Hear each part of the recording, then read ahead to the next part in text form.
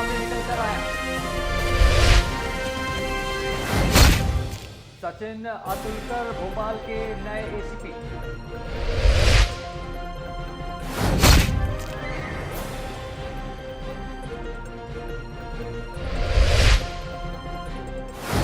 कारोबारी के बाद 2 और जगह छापेमारी कानपुर में। नमस्कार, आप देख रहे हैं खबर उत्तर प्रदेश और मैं आपके साथ प्रियंका राजपूत।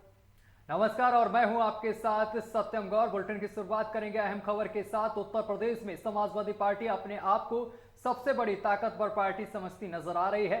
वहीं दूसरी ओर अगर अलीगढ़ की बात की जाए तो अलीगढ़ में जहां आपको बताते चले कि सपा कार्यकर्ताओं की आपसी कलह ही 2022 में चुनाव में सपा को भारी न पड़ जाए, वहीं समाजवादी पार्टी के दर्जनों प्रत्याशी विधानसभा शहर और कोल के टिकट के दावेदार माने जा रहे हैं, तो वहीं दूसरी ओर महानगर कमेटी के कुछ लोगों के द्वारा पूर्व विधायक को ही वोट देने की बात कही जा रही है। लक्ष्य में आज आपको प्रेस वार्ता की गई है, क्योंकि ये प्रेस वार्ता जो इसलिए की गई है, आज कुछ महानगर के पदाधिकारी समाजवादी पार्टी के वो जब मीटिंग करते हैं तो वहाँ पर वो ये कहते हैं कि आपको जो जफर आलम साहब को जो जिताना है, तो मेरा उनसे कहना ये है कि वो जफर आलम साहब के लिए काम कर रहे हैं या पार्टी के लिए काम कर रहे हैं। ये आपको अभी सबको पता है कि अभी कोई टिकट डिक्लेयर तो वो नहीं है, किसी का भी नहीं हुआ। और अगर वो इस तरीके से बात कर रहे हैं, अगर वो पक्का कह रहे हैं कि हाँ टिकट उनको हो चुका है, तो मैं उनसे ये कहता हूँ कि जफर आलम साहब कल एक प्रेस कॉन्फ्रेंस करें और उसमें जो है इस बात को जो उजागर करें कि मेरा टिकट जो है माननीय राष्ट्रीय अध्यक्ष जी ने जो है दे दिया है मुझे और लोग मुझे चुनाव लड़ाएं।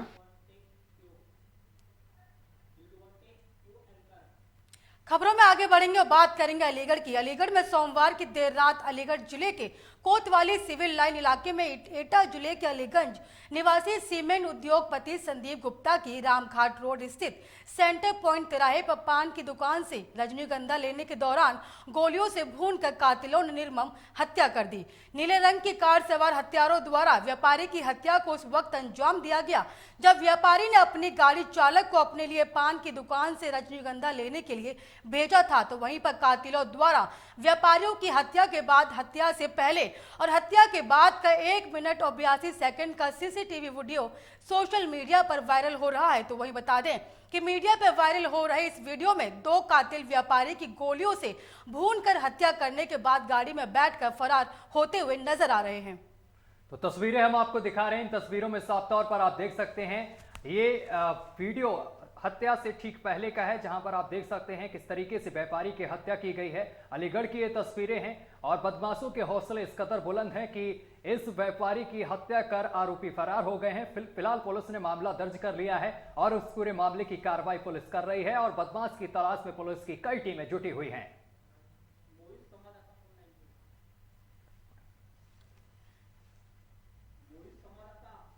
इस खबर पर तमाम जानकारी के लिए हमारे साथ संवाददाता मोहित जुड़े हैं। मोहित, ये बताइए कि व्यापारी के बदमाशों के जरिए हत्या करने का मामला सामने आया, क्या अपडेट है इसमें पूरा? देखिए, बिल्कुल मैं आपको बता दूं कि बीते 24 घंटों में एक व्यापारी की हत्या हुई थी। यानी अगर व्यापारी बताएं तो व्यापारी की जो हत्या हुई थी वो एक उद्योगपति सीमेंट से रिलेटेड उसकी हत्या हुई थी और पुलिस लगातार क्लू देखने पर लगी हुई थी। लेकिन एक वीडियो लगातार सोशल मीडिया पर वायरल हुआ जिसमें जो हमलावर है गांधी हॉस्पिटल के सामने अपनी बोलेनो में से एक उतरते हैं। 3 लोग जो हमलावर है जो कि शार्प शूटर है वो आते हैं और लगातार एक जो हमलावर है वो फोन पे बात कर रहा था। जब एसएसपी से हमारी बात हुई तो एसएसपी ने भी तो साफ तौर से यही कहा है कि हमलावर कोई रैकी कर रहा था, उसी रैकी के चलते जो बदमाश है वो बात कर रहे थे। उसके बाद बदमाश वहां पर जाते हैं और गोली मारकर उनके हाथ में जो कि पिस्टल है 30 की पिस्टल बताई जा रही है, वो लौटते हुए गाड़ी में बैठते हुए हरदोगंज की तरफ निकल जाते हैं।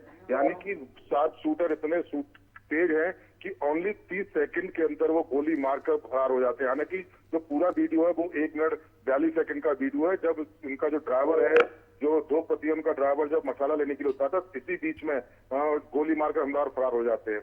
तो पुलिस को एक बड़ा क्लू ये भी हाथ में हुआ है। एसपी सिटी से भी ये बात हुई थी क्योंकि बताया यही जा रहा है कि उद्योगपति का जो इनके परिवार की एक बेटी जो अलीगढ़ जिसमें शादी हुई थी, जिसमें डिस्प्यूट हो गया था, उसी के ससुर और उनके जो बेटा है उनके द्वारा ये हत्या का पूरा मामला सामने आया है। पुलिस ने हालांकि बोलेनो कार देर रात बरामद कर ली थी, जिससे लगातार रैकी की जा रही थी। यानी कि व्हाइट कलर की क्रेटा कार भी पुलिस ने बरामद कर ली है। और साथ ही साथ जो लड़की है जिनसे इनका डिस्प्यूट चल रहा था, उसका ससुर, उसको भी पुलिस ने गिरफ्तार करके जेल भेज दिया है। और लगातार 5 टीमें अभी भी जारी है जो लगातार गिरफ्तारी के प्रयास कर रही है। चलिए, बहुत बहुत शुक्रिया तमाम जानकारी साझा करने के लिए मोहित। चलिए, बलरामपुर का रुख करेंगे और बलरामपुर में पुलिस मुठभेड़ में हत्या आरोपी को गिरफ्तार कर लिया गया है। बलरामपुर में ग्राम प्रधान की दिन दहाड़े गोली मारकर हत्या का खुलासा पुलिस ने कर दिया है। प्रधान की हत्या करने वाले 2 अभियुक्त राम नारायण, श्याम नारायण को गिरफ्तार कर लिया गया है। महाराजगंज थाना पुलिस ने हत्यारोपियों को गिरफ्तार कर लिया है।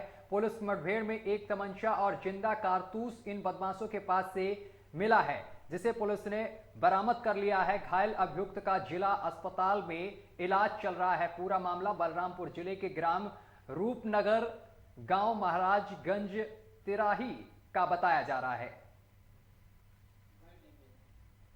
दिनांक 26 दिसंबर को थाना क्षेत्र महाराजगंज तराई के ग्राम रूपनगर में प्रधान श्री राधेश्याम वर्मा की हत्या हुई थी, जिसमें अभियोग पंजीकृत किया गया था। 4 लोग नामजद थे और तब से लगातार पुलिस की अलग अलग टीमें अभियुक्तों को गिरफ्तारी के लिए लगी हुई थी। कल जो है मुखबिर के द्वारा सूचना दी गई कि उनमें से एक अभियुक्त भागने की फिराक में है, जिस सूचना पर पुलिस टीम महाराजगंज तराई और एसओजी की हमारी टीम इनके द्वारा खाराजार नाले के पास में उसको ट्रेस किया गया और वहाँ पे पुलिस को देखकर अभियुक्त जो है भागने की कोशिश की और उन्होंने पुलिस के ऊपर फायर किया, जिसमें आत्मरक्षा में पुलिस ने भी उनके ऊपर फायर किया, जिसमें उनको पैर में चोट आई। उसके बाद उससे पूछताछ की गई तो उसने अपना नाम शिव नारायण उर्फ एसबी बताया गया। बांदा से बड़ी खबर सामने आ रही है। बता दें कि लूटपाट करने के उद्देश्य से एक युवक पर चाकू से हमला किया गया। इस वक्त की बड़ी और अहम जानकारी आपकी तस्वीरों के जरिए आपकी टेलीविजन स्क्रीन पर दिखा रहे हैं, जहां पर लूटपाट करने के उद्देश्य से एक युवक पर चाकू से हमला किया गया। पीड़ित से बदमाशों ने सोने की चेन लूटी तो वहीं पर घायल को अस्पताल में भर्ती करा दिया गया है। इस वक्त की बड़ी और अहम जानकारी आपको बांदा से दिखा रहे हैं, जहां पर घायल युवक को अस्पताल में भर्ती कराया।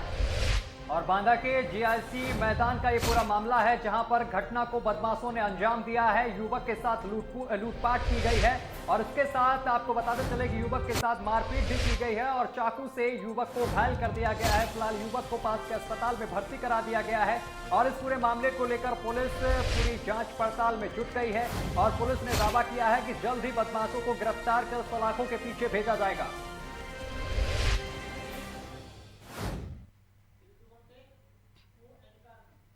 चलिए, खबरों में आगे बढ़ेंगे। बदायूं से बड़ी खबर सामने निकल कर आ रही है, जहां पर तेज रफ्तार कार पेड़ से टकरा गई है। बड़ी और अहम जानकारी आप तक पहुंचा रहे हैं। तेज रफ्तार कार पेड़ से टकरा गई है।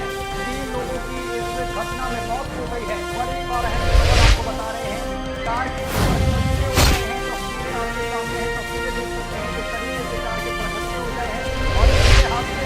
लोगों की मौत हो गई है, जबकि 2 लोग आपको बताते चले कि यहाँ पर घायल बताए जा रहे हैं।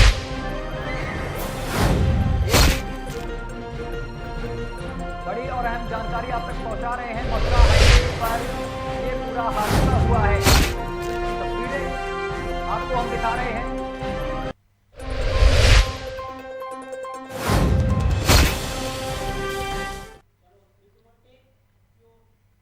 देवरिया जिले के सदर कोतवाली क्षेत्र के कसैया कुशीनगर मार्ग के राघवपुर गांव के पास उस समय अफरा तफरी मच गई जब अनियंत्रित ट्रक कार में घुस गया, जिसमें 4 ग्रामीण गंभीर रूप से घायल हो गए।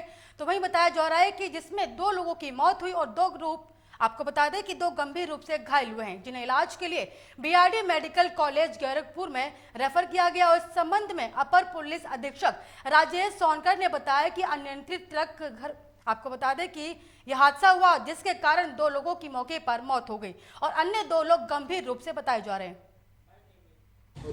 कैसे घटना घटित हुई है, कितने लोग एक्सपायर किए, कितने इंजर्ड हैं, पूरी डिटेल बता दीजिए। थाना कोतवाली अंतर्गत ग्राम रघवापुर में कसिया रोड पर एक ट्रक अनियंत्रित होकर सड़क किनारे स्थित एक घर में घुस गया, जिससे कि 4 लोगों के हताहत होने में 2 लोगों की मौत की सूचना है। 2 लोगों को BRD medical college Gorakhpur refer किया गया है और वैधानिक कार्रवाई की जा रही है। सर थैंक कितने लोग थे उसमें यू। इसमें मकान में? कितने लोग छोड़ रहे थे? अब इसकी जांच की जा रही है और जो भी चीज़ें आएंगी वो बताया जाएगा आपको। चलिए खबरों में आगे बढ़ेंगे, बात करेंगे उत्तर प्रदेश के फतेहपुर की, जहां पर जमीनी विवाद को लेकर दो पक्षों में विवाद हो गया है, जमकर मारपीट हुई है और मारपीट का वीडियो सोशल मीडिया पर तेजी से वायरल हो रहा है। तस्वीरें देख सकते हैं किस तरीके से कुर्सियां तोड़ी गई हैं और जमकर लाठी डंडे चले हैं। तस्वीरें देखिए जरा एक बार फिर से, और प्रियंका इन तस्वीरों को एक बार टीज करके दिखाइए किस तरीके से यहाँ पर मारपीट हुई है। आपको बता दें कि मारपीट के दौरान यहां पर लाठी डंडे तक चले हैं और साथ ही मारपीट के दौरान दो पक्षों में जमकर लाठी डंडे चलो पथराव भी हुआ है, जिससे कई लोग घायल हुए और जिन्हें उपचार के लिए नजदीकी सामुदायिक स्वास्थ्य केंद्र में भर्ती भी कराया गया। तो बता दें कि वीडियो वायरल होने की हरकत में आई पुलिस ने मुकदमा दर्ज करते हुए आगे की कार्यवाही में जुटी हुई है। ये तस्वीरें हम आपको दिखा रहे हैं, दो पक्षों में जमकर मारपीट हुई है और मारपीट का वीडियो सोशल मीडिया पर तेजी से वायरल हो रहा है और इस पूरी घटनाक्रम में जो लोग घायल हुए हैं उन्हें नजदीकी स्वास्थ्य केंद्र में भर्ती करवाया गया है। वीडियो वायरल होने के बाद हरकत में आई पुलिस ने मामला दर्ज कर कार्रवाई शुरू कर दी है। वहीं इस मामले में सीओ खागा ने बताया है कि थरियावा थाना क्षेत्र के अंबापुर गांव में जमीनी विवाद को लेकर दो पक्षों में विवाद हो गया, जिसके बाद दोनों पक्षों में जमकर मारपीट हुई।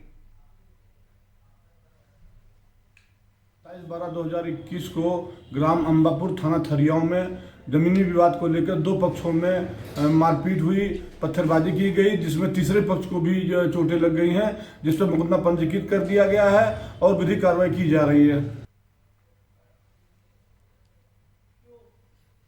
कोरोना संक्रमण के बाद स्कूल तो खुल गए, लेकिन स्कूलों में सामाजिक दूरी बनाए रखना कठिन हो गया है। अब ऐसे में गाजियाबाद की नगर निगम बालिका विद्यालय की दो छात्राओं ने एक स्मार्ट टोपी का आविष्कार किया और जिसके माध्यम से 2 गज की दूरी मास्क है, जरूरी के नियम का लोग पालन कर सकेंगे। और स्मार्टफोन टोपी, आपको बता दें कि स्मार्ट टोपी लगाने के बाद दूसरा व्यक्ति जैसे ही टोपी के करीब पहुंचता है तो कैप में लगा बजर बजने लगेगा, जो 5 सेकंड तक बजेगा। आपको बता दें कि 10वीं क्लास की छात्रा अनामिका और विजेता ने बताया कि कोरोना के दौरान स्कूल बंद थे और जिसकी वजह से हमें काफी दिक्कतों का सामना करना पड़ रहा था, तो हमने सोचा कि कुछ ऐसा किया जाए जिससे कोरोना से बचाव भी हो सके और पढ़ाई भी करी जा सके। अब ऐसे में दोनों छात्राओं ने विज्ञान विषय की शिक्षिका चंचल त्यागी के नेतृत्व में सामाजिक दूरी पालन लोगों को करने के लिए सोशल डिस्टेंसिंग कैप बनाई और इसके बनवाने में लगभग 1000 का खर्चा हुआ।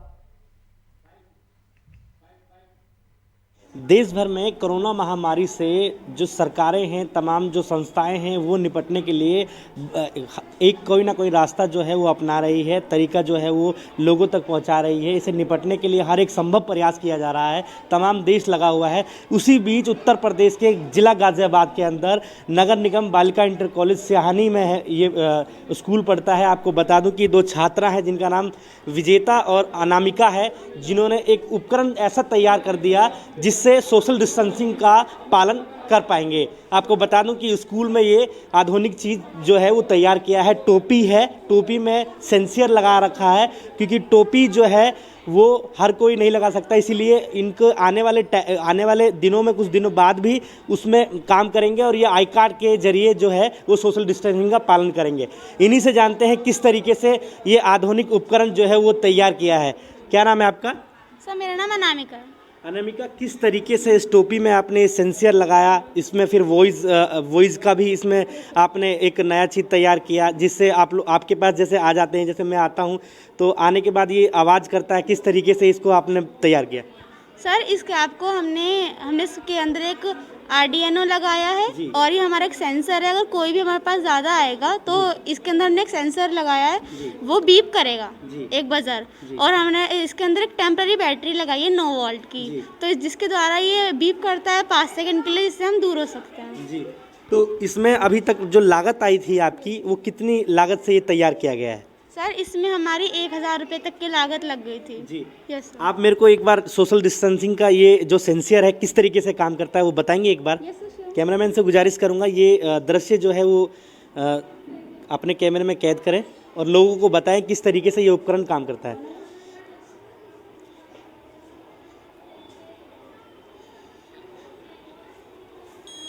ये देखिए, ये कैमरा है और ये टोपी है, और टोपी के अंदर जो जितना मैन्युफैक्चरिंग किया गया है, जितना आधुनिक चीज़ उपकरण जो है ये तैयार किया गया है, इसने पास में आने के बाद तुरंत 5 सेकंड के लिए ये जो अलार्म है ये बजा, उसके बाद हम लोग दूर हो गए। इससे ये पता चला कि सोशल डिस्टेंसिंग हम पालन जो है वो नहीं कर पा रहे हैं। तो कहीं ना कहीं ये एक बड़ी उपलब्धि है।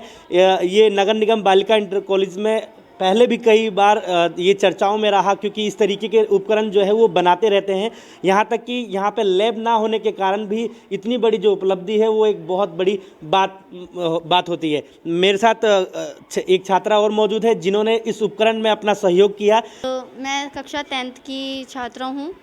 जब इन्होंने बोला कि एक सोशल डिस्टेंसिंग कैप बनाना है हमें, ताकि हमारी पढ़ाई भी पूरी हो सके और हम स्कूल भी जा सके, तो हमने कहा ठीक है हम बनाएंगे, लेकिन ये बनेगा कैसे, इसकी लागत कितनी होगी। तो हमने कहा क्यों ना हम अपनी साइंस टीचर से पूछते हैं इसके बारे में। हमारे साइंस टीचर ने कहा कि हाँ ठीक है हम बनाएंगे, लेकिन एक बार इसके लिए सोचना पड़ेगा। हमने कहा ठीक है मैम। तो मैम ने जब इसको देखा कि हाँ अगर हम कैप के ऊपर इसको लगाते हैं तो हमारी भी सेफ्टी रहेगी और हम सुरक्षित भी रह लेंगे और दूसरों से दूर भी रह सकते हैं। हमने कहा ठीक है मैम। तो मैम ने कहा कि इसके लिए हमें एक बैटरी की ज़रूरत पड़ेगी, सेंसर की ज़रूरत पड़ेगी। तो हमने कहा ठीक है। मैम ने कहा कि आप लेकर आइए, हम बनाएंगे। फिर इसमें मैं और मेरी फ्रेंड और हमारी टीचर जो हैं उन्होंने हमारी हेल्प करी इससे। जी देखिए, ये बच्चे हैं जिन्होंने पूरा मेहनत और लगन के साथ जो है जो माहौल चल रहा है, आज का जो माहौल चल रहा है, देश में जो माहौल चल रहा है, सोशल डिस्टेंसिंग का पालन करें, 2 गज की दूरी, मास्क है ज़रूरी, इसका नारा चल रहा है। तो उसको देखते हुए ये जो आधुनिक चीज़ है ये छात्राओं ने तैयार किया है। मेरे साथ हम कहते हैं कि किसी न किसी चीज़ के पीछे किसी का राज होता है, तो हम उनसे बात करते हैं जिनके ये छात्राओं के पीछे जिनका हाथ है, किस तरीके से उनको सपोर्ट किया और उनको बढ़ावा दिया, जिस तरीके से ये आधुनिक चीज़ बन के तैयार हुई। जी मैम, स्वागत है आपका लोकमंच न्यूज़ में। आप किस तरीके से आपने इसको मैनेज किया और जो छात्रा हैं आपके उनको सपोर्ट किया, जिस तरीके से ये आधुनिक चीज़ बन के तैयार हुई? सब बच्चे स्कूल आना चाहते थे कि पढ़ाई का बहुत नुकसान हो रहा था, बच्चों के पास साधन नहीं थे ऑनलाइन क्लास करने के लिए। तो बच्चों के माइंड में आया कि मैम क्या हम कुछ ऐसा कर सकते हैं कि हम सोशल डिस्टेंसिंग रख सकें और हम स्कूल आके पढ़ाई कर सकें। तो बच्चों ने जो आइडिया दिया उस पर काम किया, सोचा उसके बारे में कि फिर हमारे माइंड में आया कि क्यों ना हम कैप बनाएं, क्योंकि बच्चे पहनना भी चाहते हैं कैप को कि अट्रैक्टिव है। तो फिर ये इस पे काम किया गया। कैप पे हमने सेंसर्स लगाए, बैटरी लगाई, आर्डिनो नैनो हमने यूज़ किया और 2 गज की दूरी, मास्क है ज़रूरी, वो वाला इम्प्लीमेंटेशन हमने इस पे किया और वो हमारा वो काम किया, वर्क किया और बच्चों ने मेंटेन किया सोशल डिस्टेंसिंग। उसी को यूज़ करके बच्चों ने बहुत मेहनत की और बच्चों की मेहनत साबित हुई कारगर। हर कोई टोपी नहीं पहन सकता है, जैसा कि आपने बताया भी हमें, और मैं आपसे जानना चाहता हूं कि उसको फिर मैन्युफैक्चरिंग करके उसके बाद जो तैयार होगा, इसमें जो बदलावे होंगे वो बताएं मैम। अगर हम कैप के लिए कहें कि जो छोटे बच्चे हैं, छोटे स्टैंडर्ड के बच्चे हैं, उनके लिए तो इजी है कि वो कैप वियर कर सकते हैं। जो अभी सामने इसमें सब चीज़ें बाहर दिख रही हैं, जब हम इसको प्रोडक्शन के लिए अगर हम इसको करें तो ये सब चीज़ें हम अंदर इनको इनबिल्ट कर सकते हैं ना, बहुत मुश्किल है। तो हमने सोचा है कि हम इसको और नैनो फॉर्म में लेके आएँ और आई कार्ड में हम इसको इंसर्ट करें कि बच्चों को आई कार्ड पूरा टाइम वियर करना होता है। स्कूल में एंट्री करने के बाद और स्कूल से जाने के बाद तक बच्चे को वियर करना होता है। तो नेक्स्ट स्टेप यही है, सोच रहे हैं उस पर काम करने की कोशिश है, इम्प्लीमेंटेशन करें जल्दी उस पर। देखिए, इस आधुनिक सोशल डिस्टेंसिंग का जो आधुनिक उपकरण बनाया गया है छात्रों द्वारा और अध्यापका द्वारा, उसमें कहीं ना कहीं बदलाव होने वाला है। इसको बेहतर बनाने के लिए आई कार्ड के जरिए भी इसको तैयार करेंगे। मैं बात करना चाहूँगा यहाँ पे नगर निगम की जो बालिका इंटर कॉलेज की जो प्रिंसिपल हैं उनसे बात करूँगा कि बच्चे के पास सब कुछ सुविधाएँ नहीं होने के बावजूद भी किस तरीके से उन तक सेवा जो है वो पहुंचाते हैं, वो मदद करते हैं, सपोर्ट करते हैं। तो अहम भूमिका प्रिंसिपल जो इंटर कॉलेज की हैं उनकी ज़्यादा रहेंगी। मैम, स्वागत है आपका। क्या कहना चाहेंगे, क्योंकि बच्चे के पास किसी भी तरीके का अभी लैब नहीं है, लैब की नामौजूदगी के बाद इतनी बड़ी उपलब्धि, क्या कहेंगे? सर, इसके लिए मैं कहना चाहूँगी कि हमारे विद्यालय को, हमारे नगर निगम के विद्यालय हैं और नगर निगम के विद्यालय होने के नाते मैं चाहती हूँ अपने नगर आयुक्त जी से और अपर नगर आयुक्त जी से कि वो हमारे यहाँ लैब बनवा दें और लैब की इसकी साइंस की मान्यता भी दिलवा दें, क्योंकि कॉमर्स की मान्यता तो शायद आ जाएगी क्योंकि वो मैं अप्लाई कर चुकी हूँ, लेकिन साइंस की मान्यता लैब ना होने के कारण मैं वो नहीं ले सकी। तो आगे मेरा ये इन बच्चों के साहस को देखते हुए और अपनी टीचर का जो मैंने विवेक देखा कि किस तरह वो बच्चों को दोनों को बाहर निकाल के लाई पूरे स्कूल से, यानी कि 1000 बच्चों में उन्होंने ये दिखाया कि ये 2 बच्चे इस काम को कर सकते हैं। तो आगे मेरा भी भरसक प्रयास रहेगा कि मैं हर आदमी से मिलकर यही कहूँगी कि मेरे स्कूल को सुविधाएं जुटाई जाएं। जी देखिए, प्रिंसिपल थी जिनका साफ तौर पे कहना है कि यहाँ तक जो सुविधा पहुँचनी चाहिए वो नहीं पहुँची। लोकमंच न्यूज़ चैनल जो है वो प्रशासन, जो जिला प्रशासन है, जहाँ तक मुहैया करानी चाहिए, उनसे आग्रह करता है कि ऐसे बच्चों को, ऐसे कामयाब बच्चों को यहाँ तक जो है लैब की जो सुविधा है वो पहुँचाए, जो सारी सपोर्ट है वो पहुँचाए, जिससे कि कहीं ना कहीं बच्चे जो हैं वो अपना हिस्सा ले सके बढ़ चढ़ कर। गाजियाबाद से अजीत रावत की रिपोर्ट, लोकमंच न्यूज़।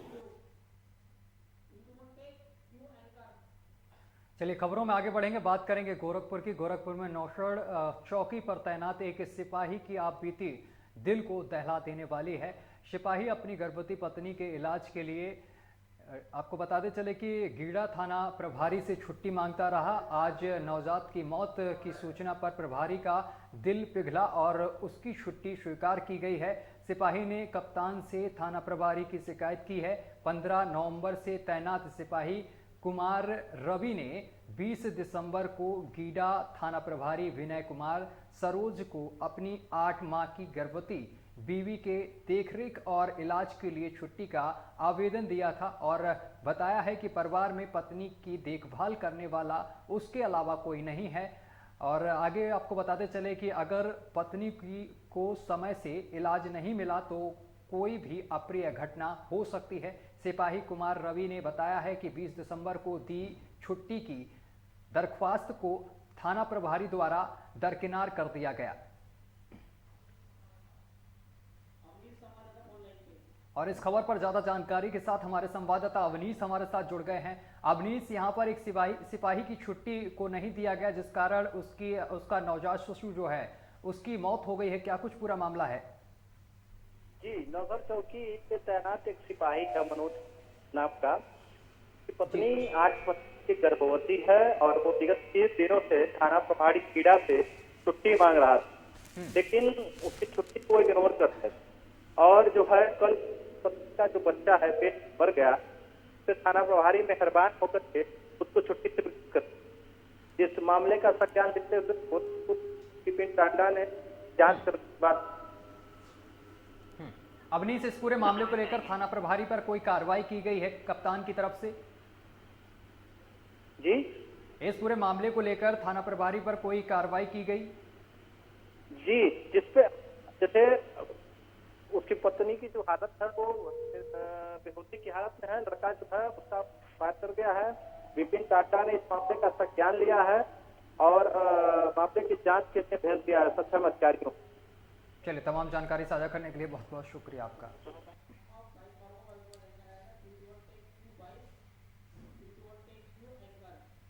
अब बात करेंगे कानपुर की। ट्रांसपोर्ट प्रवीण जैन के घर पर आयकर विभाग की छापेमारी पड़ी और आयकर विभाग की टीम ने ट्रांसपोर्टर के घर की तलाशी ली और इसमें बड़े पैमाने पर कागजातों को जब्त किया गया और साथ ही सूत्रों के मुताबिक आयकर विभाग और डीजीजीआई की टीम की ओर से संयुक्त रूप से कार्रवाई की गई और साथ ही प्रवीण जैन का पीयूष जैन के साथ कनेक्शन बताया जा रहा है। हालांकि इसको लेकर पिछले दिनों प्रवीण जैन की ओर से किसी प्रकार के रिश्ते से इनकार किया गया। आपको बता दें कि डीजीजीआई की टीम ने इत्र कारोबारी पीयूष जैन के कन्नौज स्थित फैक्ट्री पर छापा मारकर बड़े पैमाने पर जीएसटी चोरी का पता लगाया। अब प्रवीण जैन भी इस जाल में फंसते हुए दिख रहे हैं।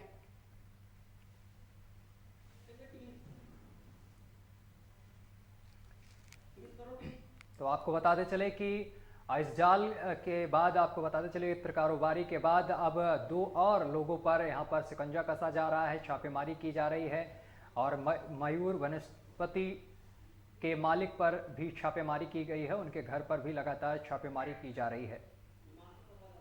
और इस खबर पर ज्यादा जानकारी के साथ हमारे संवाददाता हिमांशु जुड़ गए हैं। हिमांशु, इत्र कारोबारी के बाद 2 और कारोबारियों के घर छापेमारी की गई है, क्या कुछ अपडेट है? हिमांशु, आवाज पहुंच रही है आप तक? हिमांशु, आवाज पहुंच पा रही है आप तक?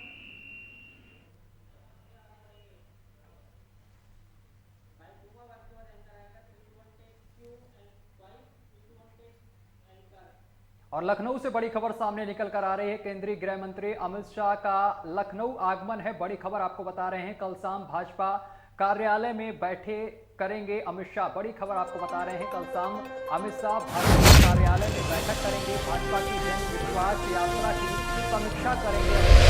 की बड़ी जानकारी आपको बता रहे हैं, चुनाव तैयारी की समीक्षा करेंगे अमित शाह। बड़ी और अहम जानकारी आपको बताते चले कि केंद्रीय गृह मंत्री अमित शाह का कल लखनऊ दौरा है, लखनऊ आगमन है। इसके साथ ही आपको बताते चले कि कल शाम भाजपा कार्यालय में बैठक भी करेंगे अमित शाह। और इसके साथ ही आपको बताते चले भाजपा की जन विश्वास यात्रा की समीक्षा करेंगे, चुनाव तैयारियों की भी समीक्षा करेंगे अमित शाह। 20 जनवरी को जन विश्वास यात्रा का समापन होगा। लखनऊ में अवध की यात्रा का समापन होगा। यात्रा के समापन पर रैली का भी आयोजन होगा।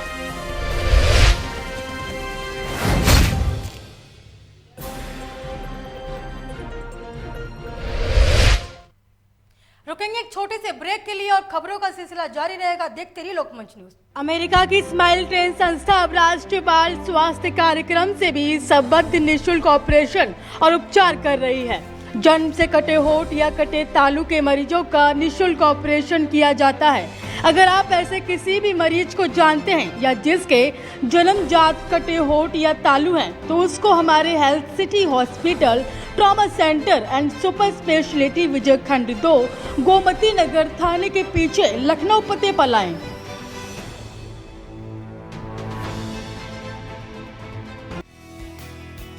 रज्जू भैया सैनिक विद्या मंदिर, गांव खंडवाया, तहसील शिकारपुर, जिला बुलंदशहर आपका स्वागत करता है।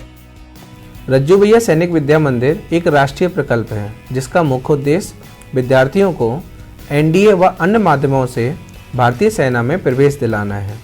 भारतीय सेना में अपने बच्चों का उज्जवल भविष्य बनाने के लिए रज्जू भैया सैनिक विद्या मंदिर में प्रवेश दिलाएं। प्रवेश प्रक्रिया प्रारंभ हो चुकी है। 31 दिसंबर 2021 तक रजिस्ट्रेशन किए जा सकते हैं तथा लिखित परीक्षा 16 जनवरी 2022 को होगी।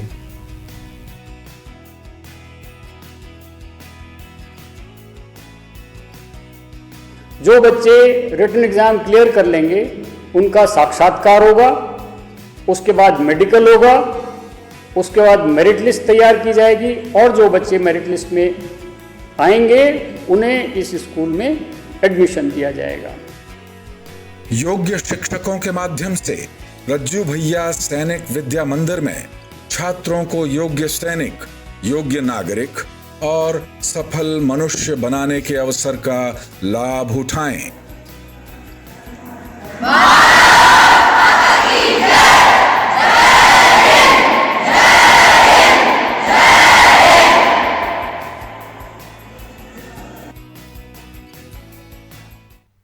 खबरों में एक बार फिर से स्वागत और बात करेंगे लखनऊ से। एक बार फिर से लखनऊ से बड़ी खबर सामने आई। बता दें कि किशोर समेत कोरोना के नए मरीज मिले हैं। इस वक्त की बड़ी और अहम जानकारी आपको लखनऊ से दिखा रहे हैं, जहां पर किशोर समेत कोरोना के नए मरीज मिले। और साथ ही बताया जा रहा है कि 14 वर्षीय किशोर इलाज करवाने के लिए पीजीआई पहुंचा था, तो वहीं पर किशोर में संक्रमण के लक्षण नहीं थे। तो वहीं पर बताया जा रहा है कि जांच में, आपको बता दें कि जांच में पॉजिटिव मिला। इस वक्त की बड़ी और अहम जानकारी आपको लखनऊ से दिखा रहे हैं, जहां पर किशोर समेत कोरोना के 9 मरीज मिले। और बताया जा रहा है कि 14 वर्षीय किशोर इलाज के लिए पीजीआई पहुंचा था और किशोर में संक्रमण के कोई लक्षण नहीं दिखे, लेकिन जांच करने पर वो पॉजिटिव पाया गया। और साथ ही 2 यात्री एयरपोर्ट पर जांच के दौरान पॉजिटिव मिले। इस वक्त की बड़ी और अहम जानकारी आपको लखनऊ से दिखा रहे हैं, जहां पर सभी मरीजों को आपको बता दें कि सभी मरीजों को होम आइसोलेशन में भर्ती कराया गया।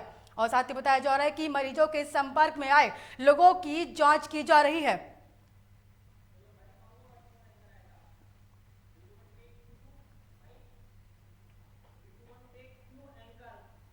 और उत्तर प्रदेश में मौसम विभाग ने अलर्ट जारी कर दिया है। अगले बुधवार और गुरुवार को बारिश के आसार जताए जा रहे हैं। उत्तर प्रदेश में मौसम विभाग की तरफ से 18 जिलों में बारिश की संभावना अचानक आई है और मौसम में बदलाव का कारण पश्चिमी विक्षोभ बताया जा रहा है। तो बड़ी और अहम जानकारी आप तक पहुंचा रहे हैं। उत्तर प्रदेश, आपको बता दें उत्तर प्रदेश में मौसम विभाग ने अलर्ट जारी कर दिया है। अगले बुधवार और गुरुवार को बारिश के आसार जताए जा रहे हैं। यूपी में मौसम विभाग की तरफ से 18 जिलों में बारिश की संभावना है।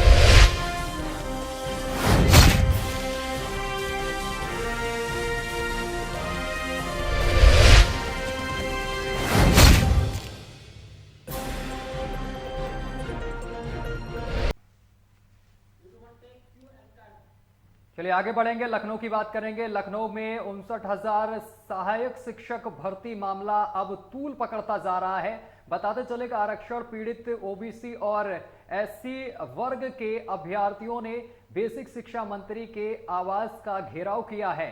आरक्षण में ओबीसी की 18,598 सीट बेसिक शिक्षा मंत्री के आवास का घेराव कर रहे हैं। लखनऊ के इको गार्डन में 196 दिन से आरक्षण पीड़ित अभ्यर्थियों का धरना प्रदर्शन लगातार जारी नजर आ रहा है। आरक्षण पीड़ित अभ्यर्थियों को पूरा आरक्षण भर्ती में नहीं दिया गया है। भर्ती में ओबीसी वर्ग को 27% की जगह मात्र 3.86% आरक्षण मिला है। सीटें दी जा रही हैं, तो जब हमारा घोटाला 18,000 सीटों का है तो 6,000 सीटें हमें मंजूर नहीं है। या तो पूरा 27-21% हमारा पूरा किया जाए, या जो भी पिटिशनर्स हैं कोर्ट में इस मुद्दे को लेकर के उनको भी एडमिट किया जाए। हमारी सिर्फ इतनी मांग है और जब तक ये पूरी नहीं हो जाती हमारा आंदोलन निरंतर जारी रहेगा और ये आंदोलन और बढ़ेगा। अगर उन्होंने हमारी इन बातों को नहीं माना तो हम आत्मदाह करने तक को तैयार हैं। और 2 दिन का टाइम है इनके पास, केवल कल और परसों। कल जो लिस्ट अगर 6,000 की दे दी उन्होंने गलती से भी, तो कम से कम 10 लोग हम आत्मदाह करेंगे यहीं पे। आज यूपी के पेपर में ये निकला है कि ये लोग बोल रहे हैं कि कुछ सीटें बढ़ाई जाएंगी, लेकिन हमको नहीं पता ये कितनी सीटों की बात कर रहे हैं। हम तक जो बात आई है वो 6,000 की आई है, लेकिन हमें हमारा पूरा ओबीसी को पूरा 27% आरक्षण और एससी को 21% आरक्षण चाहिए। इससे कम हम किसी बात पे समझौता नहीं करेंगे।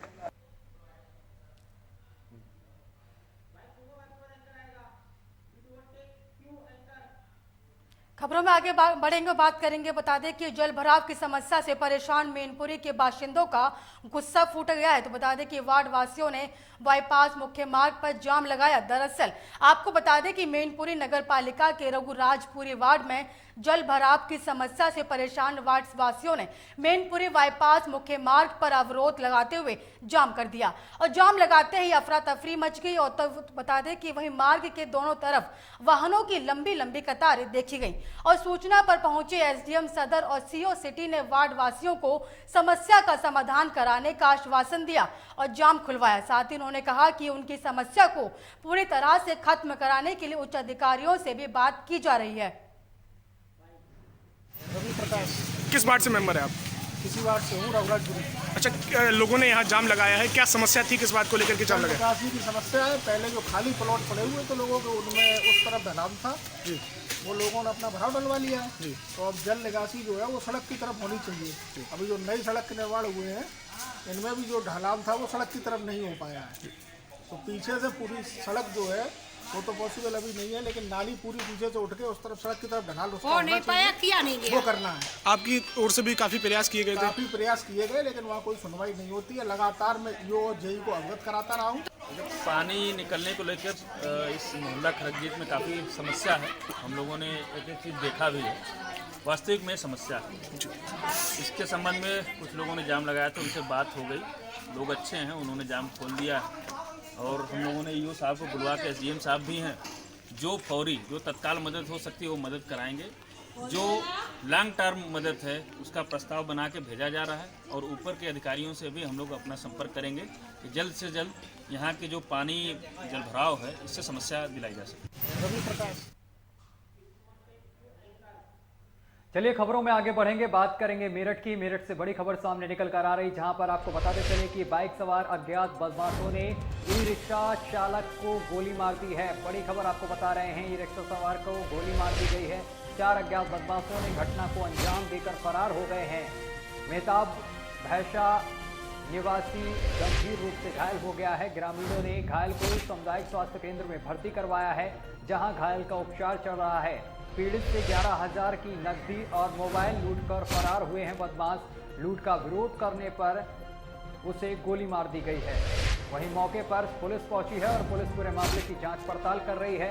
मेरठ के मवाना थाना क्षेत्र के भैसा गांव के पास की पूरी घटना है। और खबर पर ज्यादा जानकारी के साथ हमारे संवाददाता सोनू हमारे साथ जुड़ गए हैं। सोनू, एक युवक को गोली मार दी गई है, क्या कुछ पूरा मामला है? सोनू, आप तक आवाज पहुंच रही है? सोनू से संपर्क नहीं कर पा रहा है, एक बार फिर से संपर्क साधने की कोशिश करेंगे।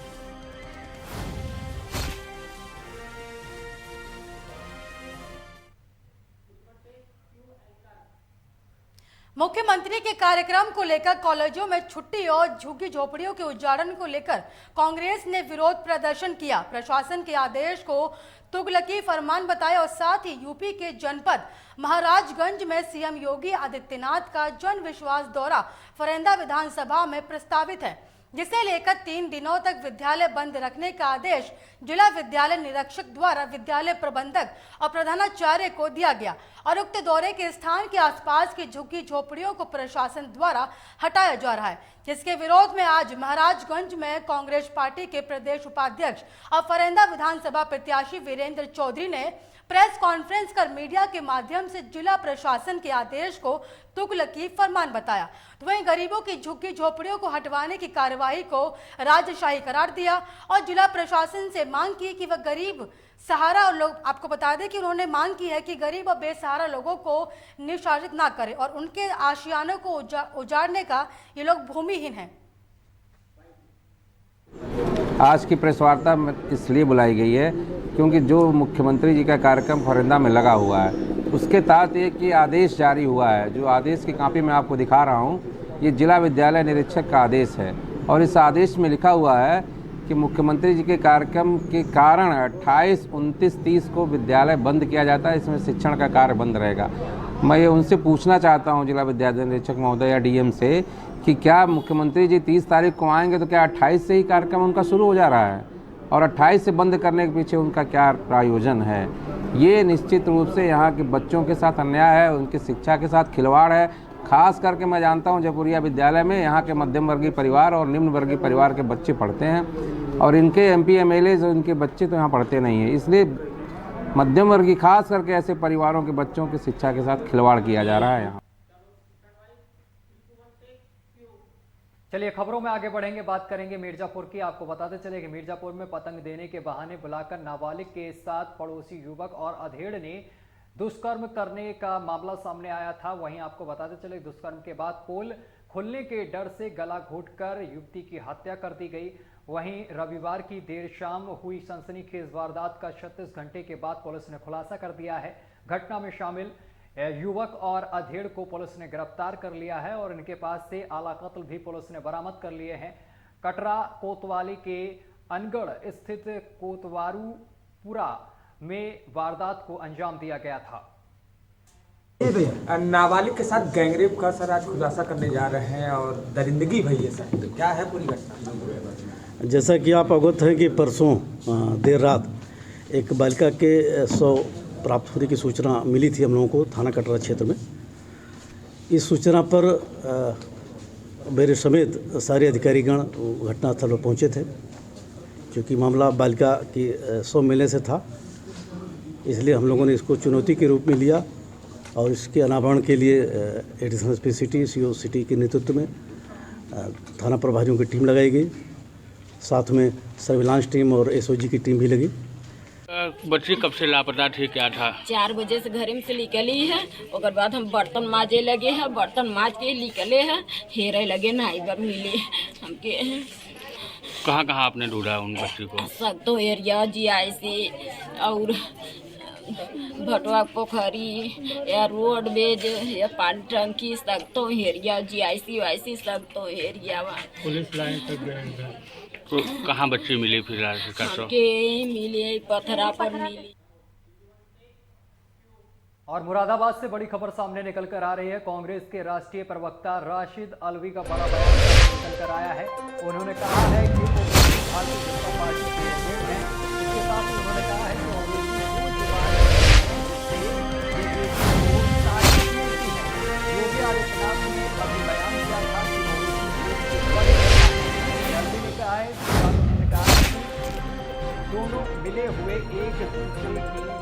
जवान का एक बड़ा बयान सामने निकल कर आया है। उन्होंने ओवैसी और भारतीय जनता पार्टी पर निशाना साधा है।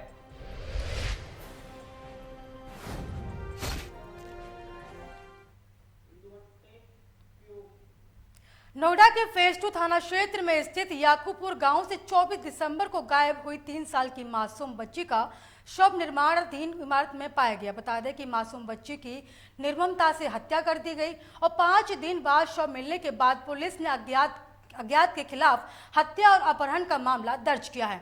पुलिस को वारदात में करीबी का हाथ होने की शक है, तो वहीं पुलिस मामले की जाँच कर रही है।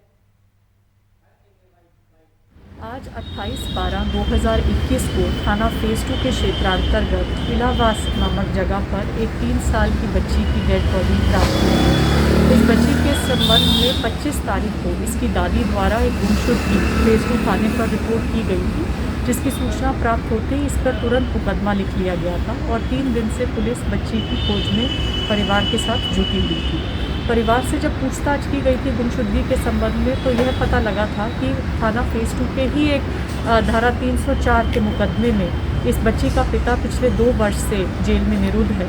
इसकी मां अलग बदायूं में रहती है और इस बच्ची की कस्टडी को लेकर दोनों माता पिता के बीच में विवाद है। और इसी के साथ खबर उत्तर प्रदेश में अभी के लिए बस इतना ही। देश दुनिया की तमाम खबरें देखने के लिए देखते रहिए आपका अपना चैनल लोकमंच न्यूज।